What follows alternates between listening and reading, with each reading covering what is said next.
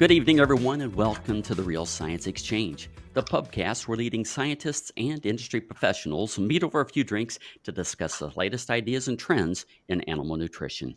Hi, I'm Scott Sorrell. I'll be one of your hosts here tonight at the Real Science Exchange, and we're here tonight with one of my favorite segments in the podcast series, and that's the Journal Club. But first, let me introduce our Journal Club resident professor. That's Dr. Bill Weiss. Bill, thank you for joining us today. It's good to be back, Scott. Especially, it's a lot more relaxed than the last time I saw you. So yeah, absolutely. Do you have anything special in your glass tonight, Bill? I've got a glass of Rhinelander IPA, so a local beer here. So all right, tasty. Very well. Yeah, you like those local beers, don't you? Yes, there's plenty of them here too. So. Yeah. So, Bill, I understand you know our guest quite well. That's Dr. Ferreira. Would you please tell us a little bit about him and how you guys perhaps met? Tonight's guest is a professor at Virginia Tech, Gonzalo Ferreira. I met him back, I can't even remember how long ago. We met at a meeting and he talked about getting a PhD with me. And a couple of years later, he contacted me again and I said, yeah, let's do this. I think it was in the early 2000s. I think he graduated around 2006. So came to Ohio State in the early 2000s, got his PhD from me. Then went on and was hired by Virginia Tech. There was a gap in there, I know, but came back to Virginia Tech. Is mainly an extension appointment, I think, and you can correct me on that. But it's good to see you again. Good to see you, Bill. Yeah. So welcome, Dr. Ferreira. Pleased to have you on the exchange tonight. Also, I don't want to forget my co-host. We're pleased to welcome back Dr. Glenn Ains. Glenn, as always, it's a pleasure to have you back on the podcast. Have anything in special in your glass tonight? Well, I think you'd appreciate this one, Scott. This is a little concoction that I made up. It's basically Diet Sprite, some Diet Mango cranberry juice, and vodka to flavor. So it's one of my favorites to sit around the pool with. Are you next to a pool today? No, unfortunately, I am not. But when I get back to Florida, I spend a lot of time around my pool. So. Okay. And just for a point of note, Gonzalo, I'm a Hokie as well. But I think there's a big gap between when you were there and when I was there. So, back in the mid to late 70s, rather. So. Yeah. All right. So, Glenn, I'm actually having wine and cheese. And I was about to ask, where'd you get the cheese? This is a 7-year-old vintage cheddar, compliments of Dr. Bill Weiss. And so I figured if I'm going to have cheese, I better have some wine with it. And this is our Renegade Red. I don't think it's quite as old as my cheese. So, but it's very tasty. But I should probably explain the backstory for this kind gift. So Bill was being honored at this past ADSA with a Bill Weiss Symposia, right? It's kind of like the Lifetime Achievement Award. And unfortunately, Bill had been detained in Newark, New Jersey since Sunday. It got to be Tuesday afternoon and still no Bill Weiss. He was still stuck in Newark. And his symposia was the following day, Wednesday at 2:00. So we decided to kind of make a Smoking the Bandit style midnight run to pick up some cargo. And in this case, the cargo was Dr. Weiss. So we drove all the way from Ottawa to Newark and back. And we got Bill. Oh, wow. Bill to the symposium on time. So anyway, Bill, congratulations on the Bill Weiss Symposia. And thank you again for the cheese. Thank you, and you went well beyond the call of duty for picking me up. When Scott says we, it's he. Yeah, exactly. Exactly. I take the opportunity. Sorry, Bill, I couldn't be there. I didn't go to ADSA this year, so congratulations on the symposium. Thank you. Absolutely. Very nice. Well deserved. So, Bill, thank you for this. All right. Cheers everyone. Thank you. Tonight's pubcast stories are brought to you by ReaShure Precision-Release Choline. ReaShure is the most researched encapsulated choline on the market today, consistently delivering results to your transition cows of higher peak milk, reduced metabolic disorders, and even in utero benefits to her calf, leading to growth and health improvements. Visit balchem.com to learn more. Yeah.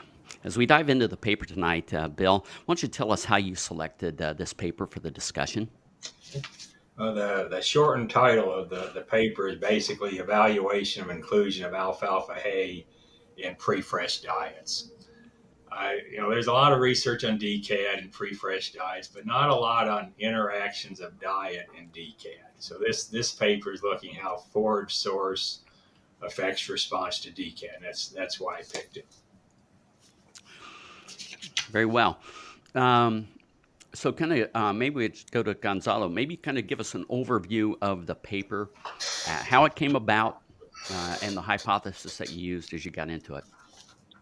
Absolutely. It's kind of a long story, but a very interesting story. A few years ago, I think it was at the end of 2016, a mining company from England, contacted me to say, okay, we want to try this product as an animal product. What would you do with it?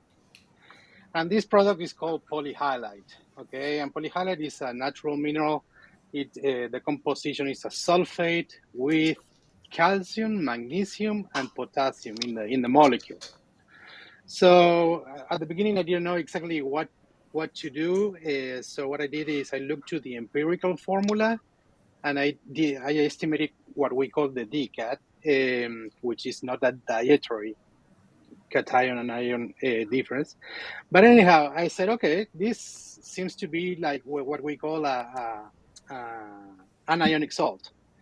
So we did a very preliminary trial. We put it at Virginia Tech in the diets of the close-up group, and we didn't feed individually, and we saw that the urine pH was being decreased by using this product. So that was kind of the starting point, kind of based on the chemistry. I was not that wrong about the use of it. As I told you, what it was fascinating about this product, it has potassium, and usually when we see a feed ingredient that has a potassium, we try to avoid it for prepartum diet. So that was kind of a contradiction. Then we did a follow-up study in which we did measure dry matter intake, also using the polyhalite, and we saw that the urine pH was going down again. It was confirmed. And based on that, we were feeding a lot of this polyhalite. We were including like 400 grams per cow per day, and we were obtaining that acidification that we were looking for. And that kind of was motivating, like, okay, I'm feeding a product that has potassium to prepartum cows, and that is kind of goes against the books, if you want. And then we crossed the roads with a grant from the National Alfalfa and Forage Alliance, which, by the way, they funded this project that we are discussing today. And I said, okay, I have an opportunity here to do some work with alfalfa. And typically, nutritionists, we avoid including alfalfa in prepartum diets because of that high potassium concentration.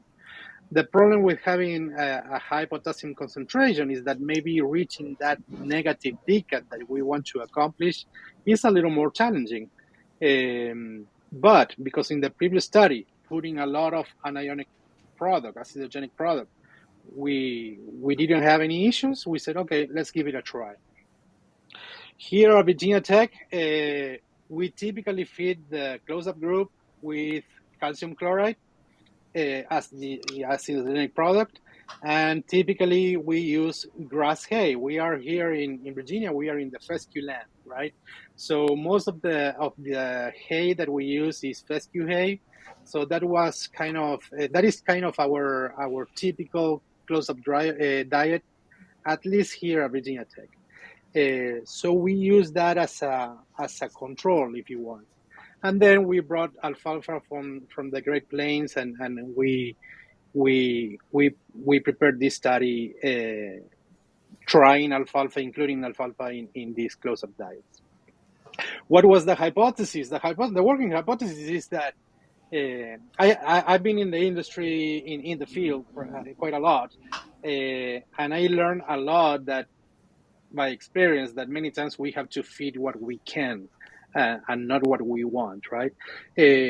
So many times we are challenged to maybe include alfalfa in these diets. If we would go to the West Coast, very likely there is going to be a lot of alfalfa inclusion in close-up diets. So yes, that was kind of the working hypothesis, was to test that we can feed alfalfa even with high acidogenic products. We tested two products, and that the dry matter intake and the pH would be similar to that controlled diet that we feed typically here in the close-up pen. So I actually have to confess, I had to look the polyhalites up to even understand what it was you were working with. Can you go into that a little bit more deeply from the standpoint of the chemical makeup? Because it's got a fairly high sulfur level, as I recall, as well, right? It does. It does. That's a very good observation. Yes. So if you see the molecule, I don't remember exactly the formula, Yeah, but you have 4 equivalents of sulfate. You have 2 equivalents of potassium, and that difference makes acidogenic. Okay, from the decat perspective, and I don't remember how many you have. I think it's 1 on the magnesium and the calcium. So you have three macrominerals: calcium, magnesium, and potassium, and then you have the sulfur as an anion. And just for the audience, there's about a million DCAT equations out there. Just which DCAT equation did you use? Because that is important in what you did. yeah. That is very important, yes, Bill. And we use the I think it is the most used. Okay. So we did the sodium and potassium minus the sum of the chloride and sulfate without the zero point 0.6 correction on the case of the sulfate. Okay. Yes. As I said, you acidified. One is basically chloride acidification. The other one's both chloride and sulfate. And the theory is sulfate isn't as acidifying on a milliequivalent basis. And whether Yes. it is or not is a little questionable. Your data says it's fine, so it did just as well. So Yeah. Obviously, there is data from Jesse Goff's yeah. group that with sulfate, the acidification is not as strong, and we can see that in this paper in one of the diets. Yeah. And then I guess one thing you brought up, and that's this idea that alfalfa is so bad in DCAT, and your grass hay and your alfalfa had the same DCAT, essentially the same DCAT, even though there was, I think, almost 1% more K in the diet, or more than 0.5% more K in the alfalfa, not in the diet. So I guess, is that a surprise that the DCAT is about the same, even though K is high? It was a surprise to us. Okay, we were expecting to have a much greater. Let me do and this is for the conversation. Okay, I don't like the idea of speaking of DCAT for the forage, because the forage is a component But of the it diet. still has a DCAT. It still has a DCAT. Yes, but it's not. It's forage cation anion difference. It's not dietary. I mean, but anyhow, we can go there. We were expecting a much greater DCAT for the alfalfa and a much lower DCAT for the grass hay. In this case, looking to the typical values from NASEM, we did use that database. The alfalfa was on the low side on the DCAT, and the grass hay was on the high side of the DCAT. And totally by chance, they ended up having the same DCAT, which was from an experimental perspective that limited the possibility of performing our main objective. Right, we were challenging with the alfalfa. So. But I think one thing people, we get carried away on K because that's the most variable. But plants are electrically neutral. You don't get a shock when you touch a plant, which means if there's a lot of cations, there has to also be a lot of anions in it. It has to be neutral. And a lot of those anions are organic acids, but I mean the chloride in these forages are higher than people think. That most of the chloride data is very, very old. We don't have as much of it. So it's still going to be very positive, but it's not as bad as we think, because the chlorides are higher than we think, and sulfurs also are going up substantially in some of these forages. If you give us we don't want a lot of detail, but briefly on the diets, so people have an idea what you were feeding, and again, just the main ingredient compositions. First of all, this was a design in which we were testing two factors. One factor was the type of hay. We use mainly mixed grass hay, which here in Virginia is fescue hay. And then we use alfalfa hay. We imported that from, typically the manager at the dairy brings that from Kansas. That is on one side. And then the other factor was the source of the acidogenic product. And that acidogenic product was either calcium chloride or the polyhalite that I told you. That is on the main things. The diet was, we formulated the diet to have at least 60% of forage. So like every dry cow is a high forage diet, and we wanted to have at least 20% of that forage to be either the alfalfa or the grass hay. And then when we formulated the diets, the DCAT, we aimed to minus 160 milliequivalents per kilogram of dry matter. We ended up having a little stronger negative DCAT. And then what else? One thing that we didn't, honestly, we didn't pay much attention at the time of ration formulation was on the sulfur side. By adding this polyhalite, the concentration of sulfur ended up being greater than what we usually would do, than the typical recommendations. That is something that Dr. Goff, we were discussing about that once in a while. And now, what else can I tell you about the diet? The diets there, Bill. And then, yeah, we try to cover all the requirements on the energy side, not to have a high energy diet, of course. I assume that the DCAD was similar in the rations before you added the acidifiers. But yes, we try to do the diets as similar as possible. In terms of the DCAD, the negative. Yeah. Yeah, I was just curious if the diet before you added the DCAD, did you have to, was one of the diets any more? I assume they were very similar because the forage. They were very similar. Yes, they were very similar because, as Bill was saying, by chance, the grass hay and the alfalfa hay, they ended having pretty much exactly the same DCAT.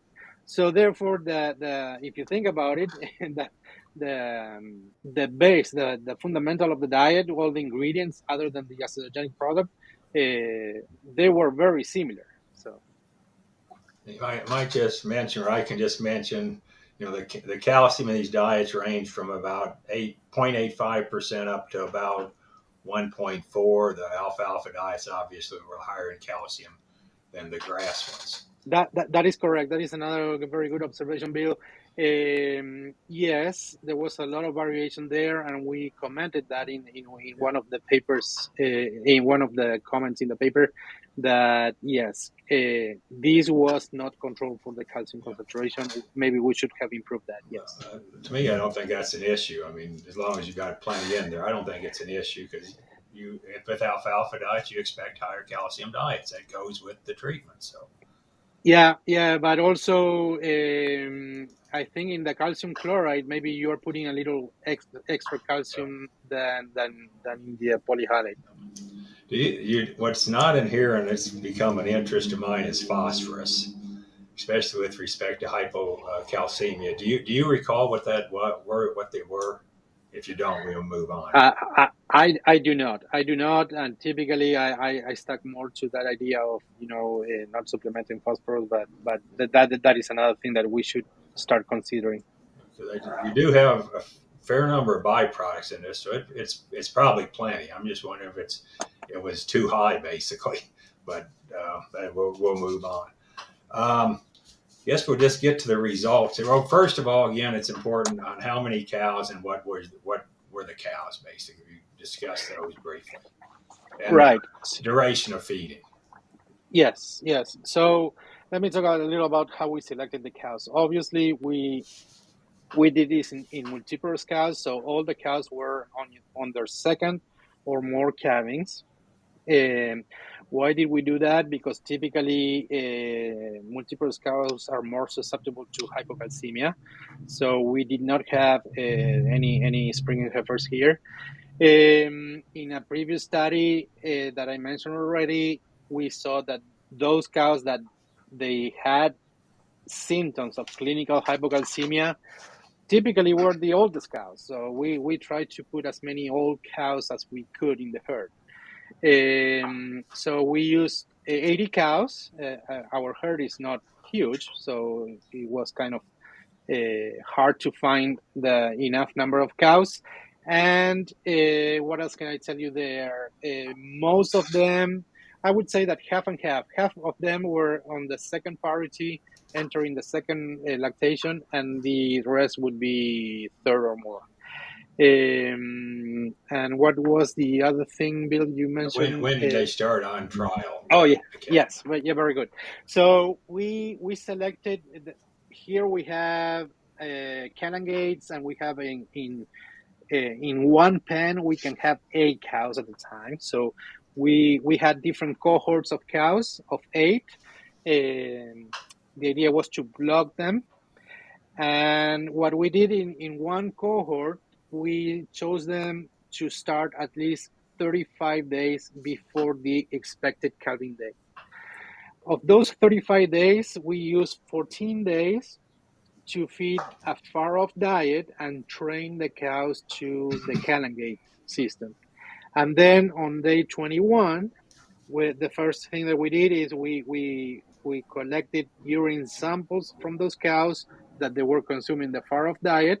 And then after getting the urine sample and measuring the pH, the cow started to transition to the new close-up diet, and that close-up diet was fed for at least 21 days, depending on the cow when she was calving. 21 to, I would say, maybe 32 days. Okay. They were in the experimental diet. So in your prepartum sampling, did you sample them based off of so you moved the cows into the pen when the first cow got within 21 days of her calving date, right? Yes, let me clarify just in Yeah, case. yeah, So that was a little the confusing. yeah, so the cows are in the far-off group, correct? We selected a cohort from there, 8 cows. When the first cow was close to 35 days from the expected calving date, so the next calving, the first calving would be within the next 35 days, we moved them from the pasture into the barn, and we kept feeding that far-off diet. Oh, Okay, okay. that for 2 weeks, and we collected that baseline urine sample, okay, with the far-off diet. Then after we got that urine sample, we changed the diet 21 days from the first expected calving date, Mhm. and then they started eating the experimental diet. So they were eating the experimental diets for at least 21 days. How far? Maybe 21 to 28 days, something along those lines in a cohort. Yeah, that's what I'm saying before. Like, I think some of them actually were maybe 15 days, okay, because they kept before the expected calving date. And then some others were 32 days. I think it was the largest. Okay. I think we'll go ahead and get into the results. And I guess one of the first things that caught me is that the cows fed grass hay ate more than the cows that fed alfalfa, which is almost 100% opposite of what we'd see with lactating cows. You know, they almost always eat more legume. So what do you think? And you had much more significantly higher forage NDF in that diet. What do you think's going on there? First of all, I don't know exactly why you say, Bill, that grass hay they ate more, because if you see the figure of dry matter intake, pretty much First of all, there was a tendency only for alfalfa to be lower intake, and only in one diet. The diet was alfalfa and chloride. So I see what you're saying, that typically with alfalfa you would expect more. I'm not sure whether here is alfalfa plus the chloride that tendency to eat less on that particular diet.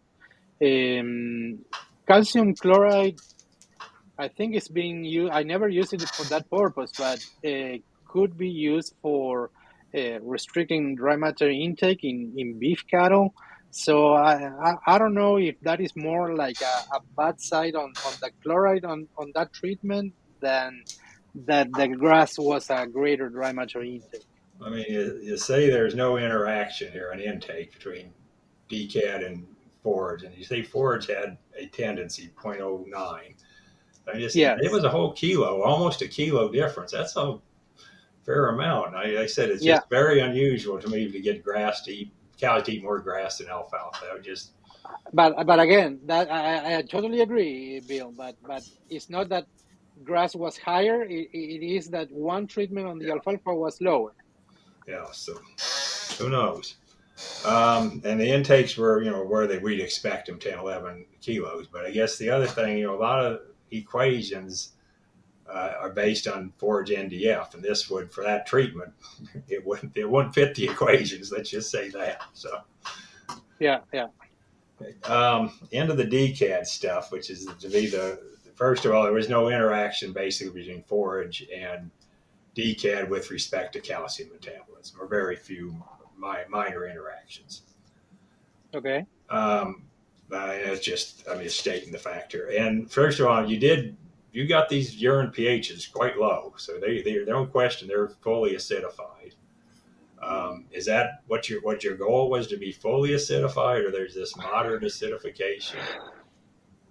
You're right. The pHs are very low, and here, I when I was working in the field, I did a lot of urine pHs and all that. Surprisingly, here at Virginia Tech, they're always extremely low. So yes, that is something that we need to learn a little more. I don't know if the water could be a component here, but consistently, it's very easy here to get a very good acidification. But I agree, they're on the very low side. And just for the audience, they're about 5.5 for most of the treatments, which, you say very low, they're low. It's just, I call them fully acidified. There's no question they're fully acidified. Yeah. And Um, hopefully there is very clear for the audience that are listening. So we had a pH on starting on the baseline with the far off diet around 8, and then when we started feeding all the diets, the pH was fully acidified. The urine was fully acidified. So yes, it was successful. Let's say it. And going back to the hypothesis, even though the decad of the alfalfa was not as high as we would like to, we could bring down the pH of the urine feeding both alfalfa diets. and as expected, when pH goes down, calcium excretion went up. So it fit what's supposed to happen. That is correct. Yes. One thing that surprised me is you had a fair number of what you call clinical hypocalcemia. I mean, for decad, a lot of times won't necessarily reduce subclinicals that much, but it almost always eliminates clinicals. First of all, kind of define how you define clinicals, and then I'd like to discuss that, because you had 10-15% clinicals, and that's very high for decad diets. Yeah. Well, I after this paper, actually, Bill, I also have some conflict on terminology. Okay. So typically we say clinical hypocalcemia or periparturient paresis or milk fever, and we talk about those three as the same, correct? Now, what is the definition of clinical hypocalcemia? Looking to the concentration of calcium in blood, Typically, we say that clinical hypocalcemia, depending on the source, you said less than 5 or 5.5 milligrams of calcium per deciliter, if I remember correctly the unit. What I'm saying here is that based on that definition, that threshold of 5.5, we did have a lot of clinically hypocalcemic cows. But the thing is that we didn't have those many cows with milk fever or peripartum paresis. So I don't know if you see where I'm going here, but I have some conflict with the three definitions of clinical hypocalcemia. We did have a lot of cows with low concentration of calcium, low enough to fit under the definition of clinical hypocalcemia. And apparently, there are a few papers around that they have observed that as well. Well, I mean, to me, if it's clinical, it means you have to be able to see it, observe clinical signs. So that to me should not be based on blood levels at all. It should be the appearance of clinical signs. And you say in here, I can't find it right now, but you had a fair number that showed clinical signs, cold ears, shaky, that kind of stuff. Correct. And so that's, to me, I define clinical as they have to show something, and then subclinical is less than 8 or whatever. Yes, and in the same way as we said, based on the concentration of calcium, we said that because if we read the definition of subclinical hypocalcemia, there are some papers that said the only way of finding those subclinical cases, you have to measure the concentration of calcium in the blood. Well, based on that definition, we did have some cows that they had subclinical hypocalcemia, speaking of calcium, but they did have the signs, for example, the cold ears or some, wobbly gait or something like that. Yeah. When I taught this stuff, that's, I said clinical, you have to see it. Subclinical, you have to measure something. And so you define subclinical based on calcium, but you define clinical based on clinical signs, verified by a low calcium then. Okay. So I said, I can't find it right now in the paper, but you said something like there's 7 or 8 cows that showed clinical signs. Correct. Yes. And that's still higher than what I would expect from a decant situation. I don't know the reason. But. True. And again, based on all those signs, as I told you, mainly are based on cold ears. Yeah. Okay. Now the question is, I'm not trying to be defensive here, but do we always track ears? Do we have a good metric, a good threshold? What would be expected? I'm not sure we have it. Do we? No, I don't know. Like I said, it's just, if you read a lot of the decant papers on how they define clinical, and that's, like I said, is a variable definition, it's rare with decant. When they have decant, not decant, it's very rare clinical. Subclinical is not eliminated. Like I said, so I just think, high phosphorus can be contributing, perhaps marginal magnesium. So some other things might be going on here as well. And it's just something to kind of think about a little bit. Okay. In the case of the magnesium, one thing I didn't discuss in the paper for sure, but polyhalite has a good inclusion of magnesium. So, did you balance the diets then for mag? No, we did not. I guess another thing with Jess McArt's work out at Cornell, who's done a lot, and I think has really started changing the way we think of hypocalcemia. It used to be if blood levels were low after calving, they were hypocalcemic. But now she's come up with the concept, I'm probably not going to get her terminology right, but if it's low the first day after and rebounds right away, she says that's perfectly normal. Mm-hmm. But if it stays down for a couple of days, or if it's kind of normal on day 1 and then it's bad at day 2 and day 3, those are the bad cases. Mm-hmm. It's not just to define it as low blood calcium on day 1. I agree. Did you happen to look at her papers are pretty recent, but did you look at, which I think she called transient and prolonged or something? Did you look at that at all? Yeah. We did look at that, and again, when I say like you were referring, Bill, that 8 or 9 cases that they show levels of, again, blood concentrations below the 5.5. That means in our case that at least in one of the 4 measurements, the blood concentration was lower than the threshold. Okay, so that doesn't mean that they were hypocalcemic, speaking on blood calcium concentrations throughout the 4 days. Only one, at least one day happened, and it happened at different days. I'm aware of the paper of McCart.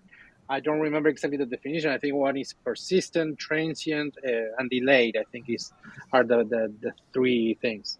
But we did look at it. We didn't. I don't think we had enough cases to do statistics on that, to be honest. I know since she came out with that stuff, it's really changed the way I look at blood calcium data. Yeah. And I agree. And in our previous study, actually, we did a measurement at calving date and at 7 days post calving. And actually, I don't know if Dr. McCart was the reviewer or not, but the suggestion was you should in the future you should try to measure several times after calving, and that is how we ended up doing it in this case, because we're missing a lot of information of doing at calving and 7 days after. So I kind of asked my standard question. I asked this at you a lot when you were my student. What would you do differently? No experiment is ever perfect. So what would you do different? What would I do different? I guess balancing the diets a little more, like Glenn said, with magnesium, making the diets a little more similar, if you want. That would be one thing. Obviously, if I would not repeat exactly the same study, but ensuring that I get the alfalfa that I was looking for, and checking on the cation and iron difference of the alfalfa before receiving it. That was a big flaw on this study. I assumed that alfalfa is alfalfa. Bring it, and that was a huge oversight in this paper. Yeah. Just always remember the stuff that's closest to the barn gets the most potassium. But on that point, you fed. I don't know how. It's part of my question earlier was how much of the halites did you have to add? And you said about 400 grams. If your difference had been bigger in your forages on your decad, would you have had to feed what 6, maybe 700 grams of material now? And that's all mineral, right?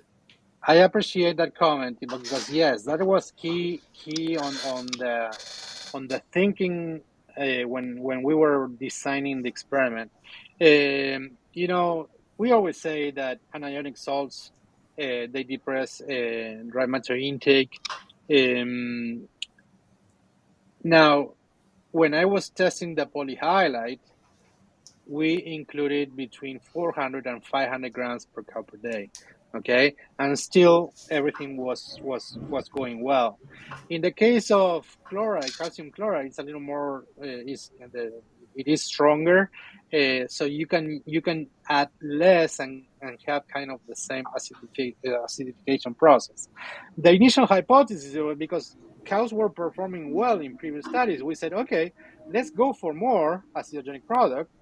Maybe we can counterbalance the potassium of the alfalfa with more acidogenic product. And nowadays, by the way we feed cows nowadays, maybe we are not going to have such a drastic depression on dry matter intake.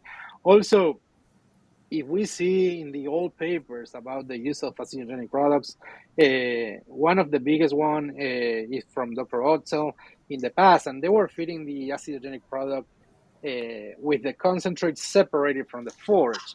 and typically we don't do that anymore. So even though the depressing effect of the acidogenic product on dry matter intake can still be there, maybe we can go for more acidogenic products. Because it didn't look that it caused an intake issue, which is a No, well, high positive for it. on the chloride, there is, as I told you, there was a tendency to decrease The dry matter chloride, yeah, intake. Yeah, on the chloride. not the I don't polyhydrate. know if you go to a chloride. First of all, in this case, all the acidogenic products were in a pelleted concentrate, but typically the pellets that they have the chloride, and even though this was chloride dehydrated, dehydrate, is very hygroscopic. And also, if you grab some of it, you start to feel some heat, from it. Yeah. So I don't know if the palatability is related to that or something like that. I was going to say I was just surprised that the polyhydrate apparently it must have a different palatability. It seemed like it didn't have any negative effects on dry matter intake, and I just Yeah, wondered if at 6 or 7 or 800 grams would it make a difference either. we fed in the very initial one that it was not a control study. It was just a pen feeding, trying the animals and feeding the animals and measuring urine pH. There we fed half a kilogram. Even in both, well, in that group there were either Holstein and Jerseys, and yes, it seems to be a good product. I don't know. To me, it's very interesting. I'm Mhm. biased now because I started from scratch and suddenly it worked. So Yeah. it's a neat story. I just would want to, again, for the audience, remind we're talking about intake depression or not depression. There is no non-decad control in this. So you're Correct. comparing chlorides to the halides. They both may have depressed intake. They have behaved similarly. It's That one was not that worse than the other. that That's is correct. yeah. But the intakes were Yeah, for dry cow pretty decent. yeah, they were right where they should be, I think. Yep. Do you think on the foraged types here, and if let's say and I don't want to use any brand names, but there are commercial decad products out there. Do you think you'd have seen the same non-interaction between forage sources and other decads? So if I understand the question correctly, Bill, I'm rephrasing just in case. You are saying if I would have used a commercial salt, an acidogenic product, would I have seen an interaction with the forage? Yeah, you didn't I in don't. this paper. There was no interaction, which makes it nice. Do you think if you Yeah, use different anionic sources, it would still stay that way? Both forages would behave similarly. I guess it would depend on the composition of the product first. That's a good question, Bill. I don't know how to answer that one. To be honest, maybe not. Maybe not. If you can balance, I mean, if you think on the acidification only, if you're reaching the same decad, you shouldn't see an interaction. Other than thinking on the typical nutritional composition like NDF Yeah, concentration, forage, and all that. Maybe not. I agree because again, you had a chloride-based acidification and a sulfate-based acidification, and the commercial products are same basics. So I think it can be extrapolated. We never know. Yeah, I wouldn't hesitate to extrapolate the lack of interaction to other sources. yeah, yeah. I was just curious a little bit about the sulfur issue. Um, how high did you get? I have to go back and look at that. Yeah, that's a good question. Actually, maybe it was more than 1 year ago. I had Jesse Goff visiting here, Virginia Tech, and we discussed this, and he raised the question of, oh, you're feeding a lot of sulfur here. The values are 0.3, almost 1% in one of the diets, 0.2 and 0.6. And I think, Bill, correct me if I'm wrong, I think NASEM now says the maximum adequate intake would be 0.4, if I'm not wrong. There is an interaction between higher grain diets. It would be 0.4. Higher forage diets, 0.6 would be about it. I was going to say that there is a comment on the NASEM saying that when you have a high forage diet, you can be a little more permissive on the concentration of sulfur, because I think there is a mechanism about the rumen pH and the release of the Hydrogen dissociation. sulfide. Yeah, there you go. It would that the 0.6 doesn't worry me for the short term, but almost 1% sulfur, that's would be a concern to me on both direct toxicity, and clearly you're messing up trace minerals, but that's a short term thing. But Right. percent sulfur is a lot. So Yeah, I agree. Yeah. Chelated copper. So definitely in selenium yeast too. So. Definitely need to look at some maybe chelated products in those kind of situations. Just to wrap up with my last question for you, and that's what would be the next experiment in this area for you if you continue in this area?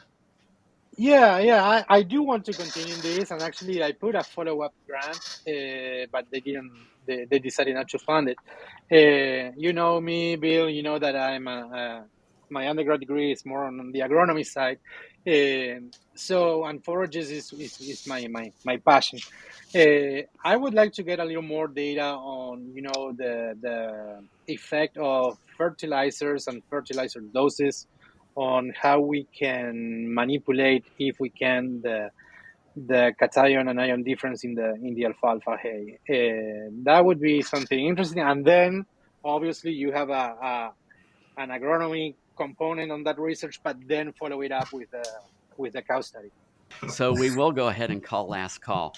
And with that, what I'd like to do is kind of get just one key point, one takeaway that you'd leave the audience with from the conversation today. And Glenn, I'm going to start with you. Tonight's last call question is brought to you by Niasure Precision Release Niacin. Niacin is a proven vasodilator for heat stress reduction and a powerful antilipolytic agent for lowering high blood NEFA in transition cows. Protected with Balchem's proprietary encapsulation technology, you can be sure it is being delivered where and when your cows need it. Learn more at balchem.com/Niasure.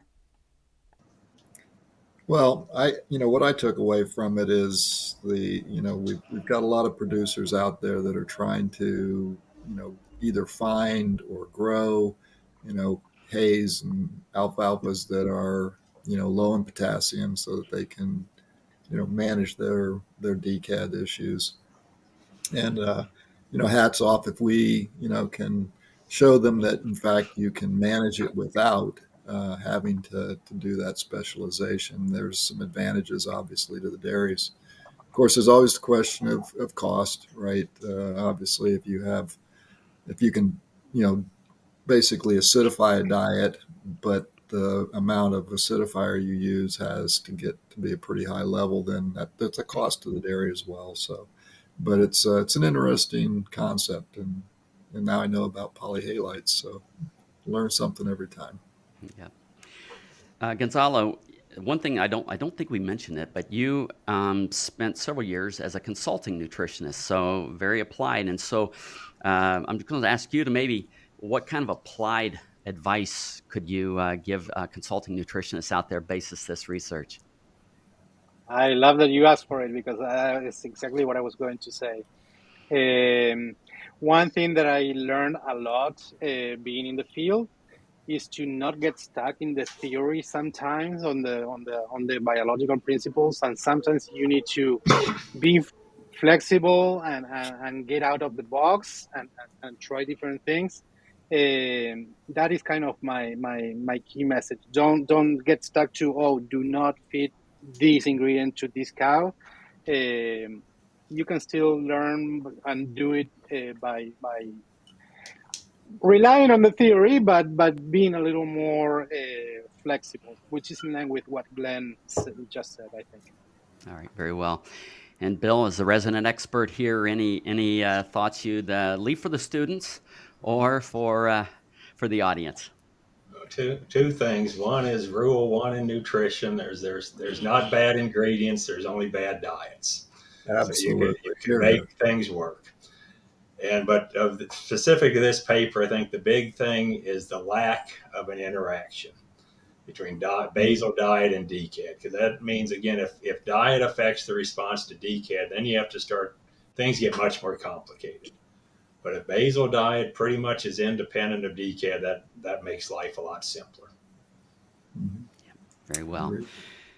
All right, Gonzalo, Bill, and Glenn, thank you for sharing your knowledge tonight, your time, and the conversation's been quite compelling, so I really appreciate that. To our loyal listeners, thank you for coming along once again to this episode and sticking around with us as we explore more topics. We hope you learned something, we hope you had some fun, and we hope to see you next time here at the Real Science Exchange, where it's always happy hour and you're always among friends. We'd love to hear your comments or ideas for topics and guests. So please reach out via email to anh.marketing@balchem.com with any suggestions, and we'll work hard to add them to the schedule. Don't forget to leave a 5-star rating on your way out. You can request your Real Science Exchange t-shirt in just a few easy steps. Just like or subscribe to the Real Science Exchange and send us a screenshot along with your address and t-shirt size to anh.marketing@balchem.com. Balchem's Real Science Lecture Series of webinars continues with ruminant-focused topics on the first Tuesday of every month, monogastric-focused topics on the second Tuesday of each month, and quarterly topics for the companion animal segment. Visit balchem.com/realscience to see the latest schedule and to register for upcoming webinars.